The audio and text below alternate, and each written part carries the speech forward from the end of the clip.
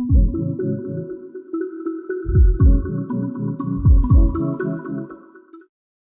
நம்ம சி ப்ரோக்ராமில் பேசிக் ஸ்ட்ரக்சர் பார்க்க போகிறோம். ஸோ ஃபஸ்ட்டு சியோட ஹிஸ்ட்ரியும் யூசஸும் பார்க்கலாம். ஒரு சி ப்ரோக்ராமில் ஸ்ட்ரக்சர் இருக்குன்னு பார்க்க போகிறோம். சிம்பிள் டெர்மினாலஜியும் அப்புறம் வேரியபிள் பற்றி இதில் வீடியோவில் பார்க்கலாம். சிஏ கண்டுபிடிச்சது டென்னிஸ் ரிச்சிங்கிறவர் 1967 பெல் எவரெஸ்டில் டேப்லெட் யூனிக்ஸ் ஆப்ரேட்டிங் சிஸ்டம் வந்து தான் ஃபஸ்ட்டு யூஸ் பண்ணியிருக்காங்க. அப்புறம் எல்லா லாங்குவேஜோட கம்பைலரும் இதை வச்சு எழுதுறாங்க. இதுதான் அதோட யூசஸ். எம்பெடட் சிஸ்டம்ஸ் உருவாக்க யூஸ் பண்ணுறோம். இதுதான் father of programming language. Game இன்ஜின்ஸும் கேம் ப்ரோக்ராமுக்கு யூஸ் பண்ணுவோம். ஹை பர்ஃபார்மன்ஸ் கம்ப்யூட்டிங்கும் சயின்டிஃபிக் கம்ப்யூட்டிங்க்கு யூஸ் பண்ணுவோம். கம்பைலர்ஸ் எழுத யூஸ் பண்ணுவோம். டேட்டா பேஸ் நெட்வொர்க்கிங்க்கு யூஸ் பண்ணுவோம். இதில் தான் நம்ம பார்க்க போகிறோம் பேசிக் ஸ்ட்ரக்சர்.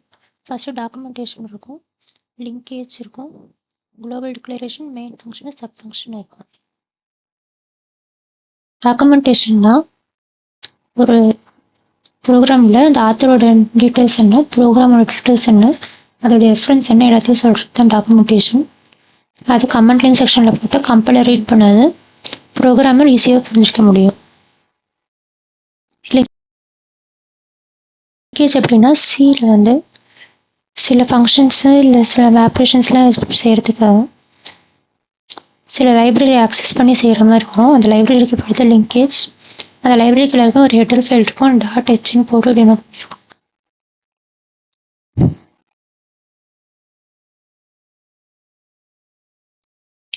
சி ப்ரோக்ராமில் மெயின் ஃபங்க்ஷன் இருக்கும்.